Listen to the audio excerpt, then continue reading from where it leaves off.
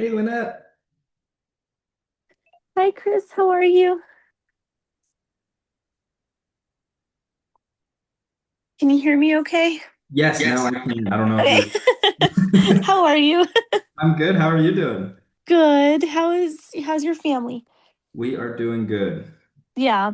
for When you asking. do these, are you, because I think the first one it was you and Charles, but I had gotten on late because that's why I get on early because my internet sometimes is like, well, let me think about it. Yeah, And no, I get that. um did are you taking over these now on Tuesdays? Yep, yep. So I've been doing these the last few weeks, just with And I Charles. have seen you for the record. It's not like, come on, lady. Has it been that No, long? don't even worry. Yeah, Charles obviously took that regional tech trainer job, and there's just, I guess, a reoccurring meeting that just did not. He couldn't get it moved around, and it obviously matched right with this time. So. Yeah, well, I'm glad. I'm glad to. So, are you at our office now? I mean, you kind of were before, but like different now. I'm trying to be here a little more, obviously as a resource for all of you guys, and then, but also so that Elizabeth can enjoy being a mom at home. Oh, I love that. Yeah, I was home with Evie, and Donnie we took to a daycare, and so with Teddy, she's like, this is my third one. I want to be home with him. So Oh, I love that. It's good you guys can balance it. That is the good thing with real estate. It's such a selling point. I tell people, yes, but I mean, everything comes with its price it's and things take its time, but exactly it's got its cost in certain ways, but at the same point, the freedom that you have and the ability that you have to be free is fantastic. very true. Very true. Well, congratulations again. Baby's Thank, beautiful, but yeah, you guys are thank you. doing it just perfect. So I love that. Thank you, thank you. We're trying, but no, thanks for hopping on this meeting too and taking time. And I see there's a few other of you out there. I see Christina, Lee, and Jessica and Holly. Thank you, all of you, for hopping on. We're gonna go ahead and get started here. Obviously, if you have any questions, don't hesitate to reach out. Yell at me, stop me, and that should get my attention, hopefully. All right, though, we're gonna go ahead and get started. Let me share my screen here. So, welcome again for another week of Be the Market Expert. You all are already doing the right thing by trying to be the expert of the market here. So, hopping on this every week is, just hearing the stuff, getting it in your ear, even if it goes out the other. It's still good information regardless of what it is. So, again, I just thank you for that. But we're gonna get started here with my good friend Logan.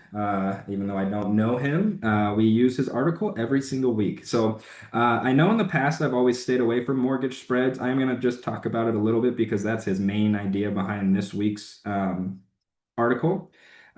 So, we'll just go ahead and dive into it. But again, for me specifically, I recommend staying in your own lane. And there's plenty of professionals out there, especially in office, in-house, that we have to help us with more understanding mortgage and mortgage spreads. So ultimately, though, let's go ahead and get started. The first piece of it, basically, what he's saying here is mortgage spreads are the only thing keeping rates under 7%. So essentially, what he's saying is mortgage spreads are keeping the rates about 6.65% all year. Without the improved spreads, the rates would probably be above 7% today, is what he's seeing. With that being said, the current spread levels are closer to normal versus the past few years. So still, normalcy out there. The mortgage spreads are the main reason, in his opinion, that the housing activity is still alive. Uh, Typically, historically, when we see rates go above 7%, we see the market kind of stall a little bit. So the market is benefiting from a behind the scenes advantage, essentially. Now, again, take this for what it is. Go talk to your lender, your favorite lender. They'll be able to dive deeper into mortgage spreads. I know when I asked mine, he was like, "Well, do you have an hour and a half to talk about something you don't care about?" So yeah, they definitely understand what they're talking about, but this could be very easily go over our head. I think the biggest thing with this is don't just watch the rates, watch what's driving them. If the spreads are worsening, then the rates could rise quickly and impact the demand. And the current market activity is being supported more than it appears. So, um, as we move past mortgage spreads and 10-year mortgage and rates and all that fun stuff, we're going to dive into the usual stuff we go into here. So, weekly pending sales. So, what we're seeing with weekly pending sales is the pending sales are at 78,649 versus year over year 71,037. So it is still positive year over year. There is a slight week to week decline, but it is holding strong during this seasonal peak period. So while we're seeing the demand is holding up well despite the higher rates and the economic noise that we're seeing, the back-to-back year-over-year growth does show that there's underlying market strength. Improved mortgage spreads, again, what was mentioned there above. I do think that that's helping sustain the activity, according to Logan as well. But ultimately, takeaways from the pending sales, I would say, obviously what we're seeing, the market isn't booming, but it is stable and it is active. There's still people out there buying and selling. I would say, expect some weekly fluctuations, kind of what we've seen if you've been on this over the last couple weeks. We've seen it kind of jump up when they didn't think, and then we were down when they thought we might be a little higher. So it does have that week to week fluctuations, especially during this peak season. And then the pending sales um, does, match the closings in the next 30 to 60 days. So typically that's just something to keep an eye on. Now, again, even with everything going on, the demand is still holding and it is good. So we just, have to keep that in the back of our heads, regardless of what's being said. There is still that business out there. And then there's a couple articles that I have to support that here too that we'll talk about as well. As we get down to mortgage purchase application data. Now, again, this is people who have submitted a mortgage application. And so it is, uh, forward leading. So, 30 to 90 days down the road. Essentially, what we saw here, though, this week is that the purchase apps did jump 10% week to week, and it's a 12% jump year over year. So, again, we're higher than year over year, significantly higher at this time of last year, actually. Um, so it is a strong rebound, I would say, with consistent year over year growth that we're seeing. And then the weekly trend is still kind of mixed, though. Obviously we had this dip down here a few weeks back where we dropped below the year over year, but as of right now, we are significantly higher. So again, it's a forward-looking indicator, something that will tell us what's to come in the next couple months. But buyers are responding positively even with the rate pressures. I mean, if they weren't, we wouldn't see this number as high as it is. So the market does have the demand, but it lacks the consistent weekly momentum that we try to see in here to see a strong market. Again, we want 14 weeks of positive year over year growth, and that's just not what we've seen consistently. Um, so that's something we want to keep our eye out for down the road. Current year over year growth is a positive sign, though, for future closings. So we are seeing, the buyers are still out there, still putting in these applications. So the demand is there. We just need the consistency to unlock it. So as we move down to housing inventory. So what we're seeing here is there was a slight drop to 761,604 from the 765,000 last week. As far as year over year, the growth is, roughly about 2% uh, down, or sorry, 2% increase, but it slowed from when we were originally 33% last year. So we are seeing that smaller than what we've seen in, previous years. The inventory growth is leveling off after last year's surge, obviously. The small weekly drops are kind of normal, which is again all about what I've kind of seen in this article for this week is all about normal. It's not, doom and gloom, but we're getting back to what is supposedly normal. So don't react to these short-term dips. Focus on the bigger picture here. The inventory is still elevated. We're still slightly above year over year. And so again, the market's just stabilizing. It's not necessarily tightening aggressively or anything to worry about. So as we get to new listings here, new listings did have a decline. So we declined to the 73,649, which was down from the 78,000 the year before. We did also drop below the 80K normal range is what we're kind of looking for when we see, a normal market. It's typically around 80 to 100K new listings. And so we've dipped below that, obviously. We did break it last week for those of you who were not on last week. Um, And then this is occurring during the seasonal peak window. So keep that in mind as well. Usually we see higher inventory in this time of the year. So, what I would say, or what I'm seeing here is the seller activity is inconsistent and not fully recovered. The market also hasn't sustained normal listing levels consistently. Again, we hit it last week, but that was the first week that I've seen in the last month or two. So the time is running short on this season to see a stronger supply growth. Um, and ultimately, with that, I would say we probably can't expect to see a flood of new listings. But listing opportunities still remain super valuable and super competitive. So that's where you have to, as an agent, as the agent running your business, you have to figure out what your value proposition is for these sellers. And also, I think it goes back to what we've touched on before, where we want to make sure we're having the right conversation with sellers, even if it's a hard conversation right up front. But they need to understand that they can't sit there chasing the market because it's only going to hurt them by thousands of dollars down the road. So again, what we're kind of seeing with the new listings is we've had a kind of a glimpse of normal, but it's not sticking just quite yet. So as we dive down to the price cut percentage, what we are seeing here now, keep in mind, generally, on average, we see about 33% or one third of all homes go through a price cut. We did see this week the price cuts rose back up to 35.82%, which is still down from the 36% year over year. 2 week average does show a stable normal levels. But again, we're kind of right around where we want to be, the 33.33%. So the pricing activity is balanced and it is behaving normally, I would say, based off of what we're seeing here. The slightly lower year over year probably suggests that there is a mild pricing stability that we're seeing. Maybe, sellers and buyers are starting to get a little more in tune. Not that that would ever happen to make our lives that easy, but it's out there. And then the market is seeing the flat price movement kind of, which is going to help affordability as well. Ultimately, price reductions are still part of this process. Again, I think what I just touched on earlier, it goes to having that conversation with your seller first about price reductions and making sure they understand the ramifications if they want to list higher with if it's not, the market's not supporting their value.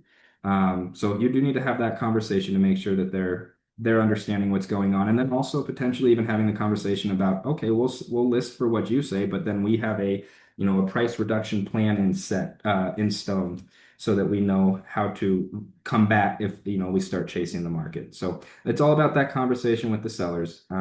But again, they're going to appreciate you being upfront about it rather than down the road, when you're dropping consistently and you're still not getting any bites. So ultimately, this one, I'll use it week after week. But what we're seeing here overall is it's getting back to more of a normal market, not necessarily doom and gloom. So, all right. So I'm going to hop to this next one here. Now, this next one is a New York Times, how the war in Iran is hurting the U.S. housing market. So essentially what this article is talking about, or what we're going to see in this article is the spring rebound started strong, but it has slowed due to potentially the global conflict in Iran. Mortgage rates moved back up due to maybe inflation and the rising oil prices. Buyers reacted quickly. So they, in this article, and what I'm sure some of us have seen, is that offers were pulled, or deals were falling out of escrow. So that is happening out there on the national level. Again, with that being said, all real estate is hyper local. There is no national market anymore. The homes are sitting longer with increased days on the market. I think that's something that we've seen out here for sure. Now, what that necessarily means, I would say, again, it's back to the last article. The market recovery is delayed, but it's not derailed. Um, while we are seeing some uncertainty in these buyers, um, it's causing them to pause, not necessarily disappear, because we are still seeing those mortgage applications coming through. So we are seeing buyers still active, still wanting to purchase. Again, I think they're just like pausing. So the market is split by price point in this article. What it mentions is that entry level homes are still active, luxury homes are still active. Where we're seeing a big hit is in the mid range. That's feeling the most pressure right now. Um, Now, some markets like maybe Florida are staying strong, but again, it's completely hyper local. So the demand is still present. It's just the buyers are waiting for some clarity here. So overall, with this article, I kind of just wanted to mention it, just because I think some things to expect. Expect more hesitation and longer timelines, which we've kind of seen. Be ready to manage those deals that may fall apart or need some renegotiation. But again, you can always try to stay in front of that as well, just by having all these conversations up front with your buyers or with your sellers about what to expect down the road. Focus on your local data. Again, like, you could read all these national news articles, but the fact of the matter is what it might be talking about in its specific area has nothing to do with what we're seeing here in Colorado. So it is hyper local. The demand is still present and the buyers are just waiting. So um, all right. We're going to move to the next article. That's going to be over Wall Street Journal. Now, I don't have access to keep this article up, but I'll dive into it here. So now this one's titled Powell Won't Leave, the Fed Won't Cut, Warsh Will Have to Deal with Both. Essentially, without getting too political, essentially what this article is talking about is that the Fed's leadership is not aligned as of right now, and there are some unusual public disagreements. And the other thing that this article mentions that I think some of us can forget is that rate cuts are not guaranteed. So while we talk about it all the time, they are not guaranteed. So the inflation is still around 3%, which is keeping pressure on decisions. And then obviously with the global factors that we have, I do think that's influencing the policy as well. And this article is what mentions that. Now, what essentially it means is there is more uncertainty and more volatility in the rates. So it's harder to predict the direction of the mortgage rates. Now, any lender is going to tell you they don't have the magic crystal ball to predict that anyways. So um, the market is reacting quicker to the headlines in the news, I would say, something we've seen, just with the recent Iran stuff going on. Now, as far as the impact on housing, borrowing costs may stay elevated a little longer. The rate relief that we see may come slower than expected, and then the buyer confidence does it is pretty tied closely to clarity from the Fed. So ultimately, this article, again, I just wanted to bring this up to get a couple takeaways out of it, which are, don't promise rate cuts. Again, we don't know it's not guaranteed. So don't go around promising rate cuts. Focus on what's happening now, week by week, day by day. Prepare your clients for rate fluctuations, not stability. So, it could go up, could go down. But then I think the biggest thing is just stay informed, stay top, try to keep this top of mind for you so that you have that information in the back of your pocket when you need it to discuss with the buyer or a seller. Um, Now, moving on to this next Inman one. This one's pretty interesting. So this is where buyers have the power. The markets where home buyers have the most leverage ranked. So ultimately, what's happening and what we're seeing is, and one thing I wanted to point out is we do have Colorado Springs right there at number 10, I believe, and Denver at number 8. So we are seeing a couple of these Colorado cities that are at the top of the list here for buyer leverage. Ultimately, though, what we're seeing in this, or what's mentioned in this article, is that the housing market is highly fragmented. Again, there's no single national story. So when you look at all these different ones in the top 10, I mean, they are kind of scattered throughout the country. Buyer leverage does vary significantly by location. And then the West Coast, kind of the tech hubs, California, Seattle, we are seeing more buyer power there versus, the Midwest, Northeast is still kind of seller controlled markets. So um, what this means essentially. Now, I think the markets that boomed during COVID are now cooling off and shifting to buyers, and then the markets that never overheated are still tight and competitive. So there is more inventory plus price cuts, which would then equal more negotiating power. Um, with that, the buyer-friendly markets are going to be more inventory, more price cuts, and longer days on market. The seller-controlled markets are going to be limited inventory, stable demand, and faster sales. And that's just something we'll see again based off of local markets and where each market is and what's going on. So I just can't stress it enough. The biggest thing is that our strategy must be market specific. Don't assume that affordability is going to be better deals. And then guide your buyers differently depending on the location, obviously. So obviously, if you're in the Springs, you've got that power down there. So if you've got a buyer looking down there, use that to your advantage. Um, Negotiate, take that time. But obviously, if it's more of a seller's market, we want to move fast and be competitive. So leverage isn't national, it's local, and our zip code definitely determines our power. So all right, moving on to this one, the business journal. Now, I wanted to bring this one up. Profit margins for home sellers are taking a big turn. When you hear that, it certainly sounds very negative and very doom and gloom. But as you dive into this article more, essentially what it's going to talk about, what it's mentioning, is that the seller profit margins are now around roughly 44%. This is another article that I lost access to after I read it the first time. But it is roughly 44%, which is down from the 50% from last year. The decline seen in roughly 74% of the market. So it is, pretty good umbrella over the whole market for this. And it is the lowest profit level since 2021. But ultimately, like what we're seeing is that it is a normalization. It's not a collapse.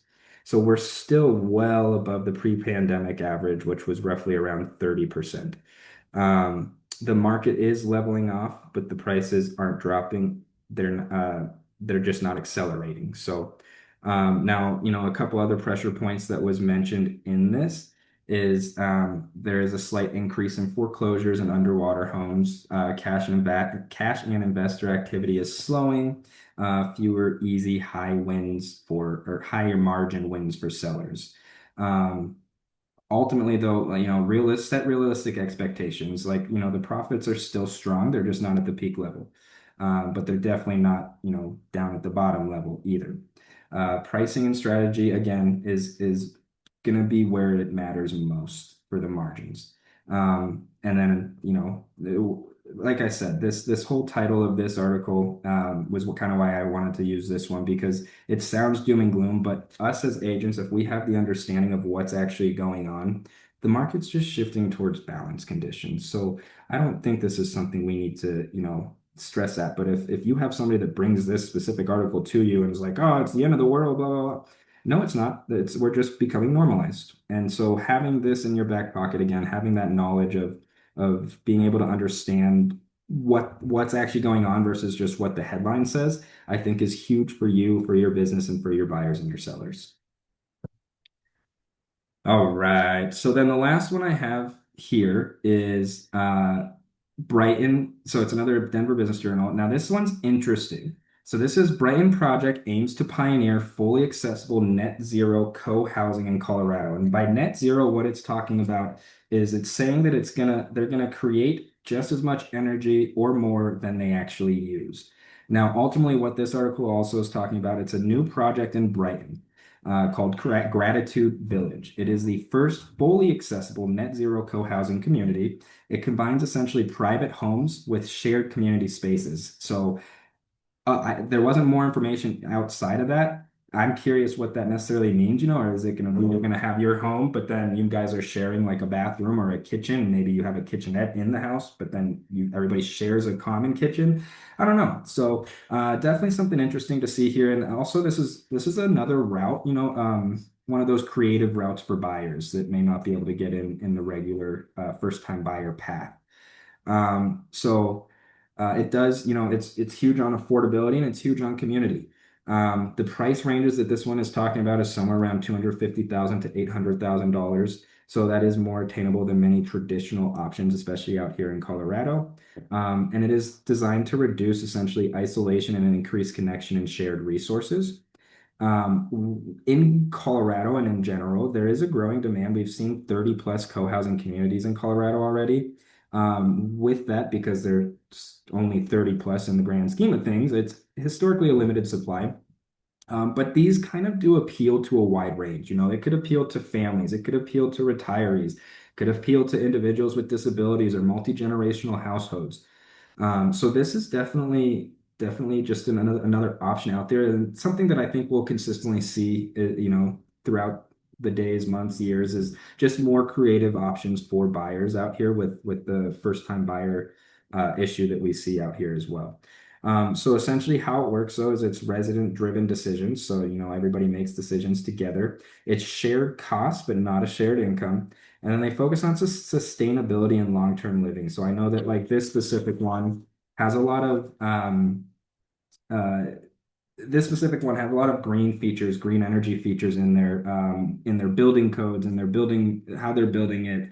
There's going to be supposedly a lot of gardens and things that the community will be able to plug into together. So again, ultimately, not a huge thing, but I did just wanted to bring this up. Just it's a cool thing that we're seeing out there. And then alternative housing models, they are gaining some traction. But housing just isn't changing in price. It's changing everywhere and how people want to be living in housing. So something that we see on a week by week basis, I think. But all right. Ultimately, though, what I wanted to do today, I think I have a special guest on here. Is Dale out there today? Dun, dun, dun. I'm not seeing her. All right. Well, we'll see if she hops on. I have Dale with CMG who's going to hop on. And it doesn't look like she'll be on right now. So, real quick, I'll dive into the local market, Colorado market that we're seeing at least over week change here. Ultimately, so last week we were at 15 or 1,597 new listings. Now we are at 1,545. So, a slight decrease from week over week. Coming soon was last week 269. We're at 213. So again, a slight decrease there. Back on market, we did see an increase. Back on market last week was 276, and right now we're at 318. So that is a slight increase. And then price decrease, we have last week was 1,883, and not really a big change. We're at 1,893. Pending was a slight decrease. So last week we were at 1,504, and this week we're at 1,489. And then closed last week we were at 1,103. We saw a significant increase there. We were at 1,460 over the last 7 days. So things, still happening like I've been mentioning, and everything's kind of staying pretty flat based off of the amount of those changes there. So now I think I see Dale on there. Are you here, Dale? Yes, I am here. Thank you. Hi, Chris. Awesome. So I'm gonna hand it off to Dale for a little bit, so she can talk. Like I said, I like to stay in my own lane, and she's gonna be way more knowledgeable and proficient in explaining anything about the mortgage world. So I'm gonna leave it up to Dale to take it over from here, and then obviously we'll open it up if you have any questions afterwards too to ask her or me, and we can go from there. Yeah, sure. So everyone wants to know, what are rates doing? What's going on with rates? Um, and and if you've been on any of the other Keller Williams meetings, you already kind of know rates are hanging out in the mid sixes for conventional loans. We're still seeing lots of buy downs because we are on kind of an upward swing where we saw rates in the fives for a brief, beautiful moment. But since the Iran conflict, oil prices have gone up, inflationary fears are relevant, and we are starting to see inflationary numbers, which is going to affect interest rates for at least for now, making them push them up. So, government loans still in the fives. Down payment assistant loans are in the low sixes to mid sixes, depending on conventional or government loans. Um, all that to say, that rate, I don't like to focus on rate. I think sometimes that can misconstrue our message. What we want to talk about is why it's good to get into a house, what deals there are out there for buyers, and how we can make their payment affordable. Affordability is the issue. It's not, oh, my rate's 6.5. It's my payment, I can't manage it. That's really what it's at. Or maybe they can, and they need to just forget about that number and focus on the all of the things we know, that the benefits that come with owning a home. We are happy to chat with your buyers, and our angle really is, what's your comfortable payment? What do you have to spend? How can we get there? looking at a lot of people right now, as rates go up, so is their other debt. Their credit cards are expensive. Anyone who's opened a car loan recently, that car payment is expensive. They're paid on a shorter term, meaning that payment's a lot higher for the money borrowed. So oftentimes too, we'll look at it from a perspective of cash flow. Can we take that money that you had set aside maybe for down payment and instead do down payment assistance or a lower down payment and pay off your car? Look, now you're at that goal range of what you want to output monthly, and we can make this house work for you. Does anyone have questions in that regard or any other general questions, lending questions? Chatty group, Chris. Yeah, quite, it's they all want to go play in the snow that's going to come soon. Oh my gosh, wild. No, I think that was a great point though that you just mentioned. I mean, it's not about what necessarily is going on, but it's more so about how to have the conversations with our buyers, and sellers, but mainly, around mortgage with the buyers and, making sure they understand, because I think a lot of buyers don't necessarily understand or know what they can afford, and they're scared to jump on that train to find out. And so I think it's having the knowledge and then being able to have the conversations with them about explaining what options there are. There's so many, creative buyer financing options, down payment assistant options, things like that. That I think comes into play that's huge that again us as agents, if we know of it and are able to explain that or at least get our people in touch with you, Dale, who can explain it to them. I think that's the name of the game right there. It's not necessarily about what's exactly going on. And there's so much room in some cases for negotiation. And you can cross one line that is in the metro district from something that's not. And that vastly changes that pre-approval based on that payment. Same thing with insurance, right? Is the roof new or is it old? So a lot of times right now I'm facing buyers who are willing to spend the payment or they're just really eager to go out there, but it's very tight on their debt to income. And they want to know, and their realtor wants to know, I get it. What's my max price? And the reality is, it is not a black and white number. So, and that sucks, right? You want to just be able to go out there and do your job and show houses, but it really is, hey, I get it that you love that house, and I said 550 is right. Should be your price range, but that's in a metro district and it has an HOA and the insurance is super expensive because it has an old roof. That then doesn't work anymore. Or, hey, guess what? You can bump that price up to 575 because there's no HOA, your insurance is low and your taxes are low. And we have some room for negotiation for an extra rate buy down. So, that's also a tough conversation to have of like, hey, you just need to work really closely with your lender for those buyers that are tight to really review how we're going to make each home work that they like. So that is something to keep in mind, that sometimes it is not just a black and white, yeah, here's your price point, go shopping. It's kind of, it's a case by case basis. Yeah, I love that. I love that. Well, any other questions for Dale before I thank her for taking time out of her snow day to help us out? Yes, I am here for any questions. You guys probably have my cell phone. If not, it's 303-317-7277. You can text me. I live off my email. I'm really quick to email back. Any questions that you have. What's great about this Keller Williams team is that you can confidently say no to someone, but say, I'll have the answer to you very quickly. And there's someone there that can help. So happy to be a resource.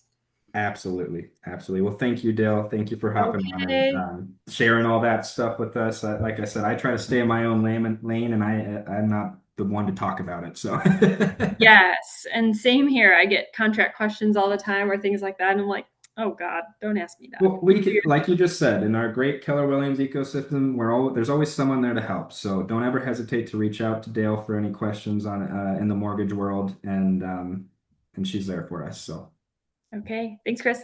thank you. Have a good day. You All too. right, and then I'll just finish off here with the rest of you guys. So just a final send off, basically everything that we kind of just discussed. So ultimately, kind of what we've seen, the market isn't breaking, it is balancing. So let's kind of connect what we've seen in these articles. So rates are being held down by mortgage spreads, barely. Demand is holding strong even with uncertainty. The pending sales are still positive year over year, and the purchase apps are jumping when the rates dipped. The inventory is high, but the growth is slowing. The new listings are inconsistent, not necessarily fully back, and the price cuts are normalizing. It's not chaos, it's just the market is finding its footing. Now, there is pressure building underneath. The global uncertainty, obviously, with the Iran war, that's affecting rates and confidence, the Fed instability, there's no clear direction on the rate cuts. The seller profits are shrinking, normalizing essentially less margin for error, and the buyers are gaining leverage in some markets. The insurance and the affordability, which on last week we talked about insurance as well, those are still major hurdles. So that's where the deals are getting harder, but the opportunity also gets bigger. So what kind of market is this really? I think it's not a seller frenzy, it's not a buyer takeover, it's not frozen, it's a negotiation market.